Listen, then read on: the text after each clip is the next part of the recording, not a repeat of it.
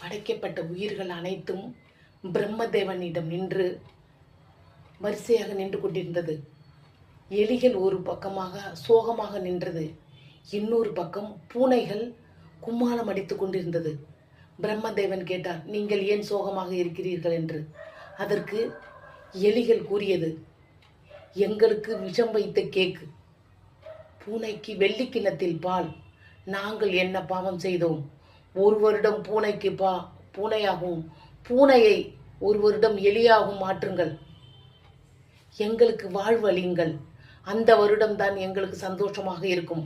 ஒவ்வொரு வருடமும் எங்களுக்கு விஷம் வைத்த கேக்கு தான் கொடுக்கிறார்கள், அதனால் நாங்கள் எப்படி சந்தோஷமாக இருக்க முடியும்?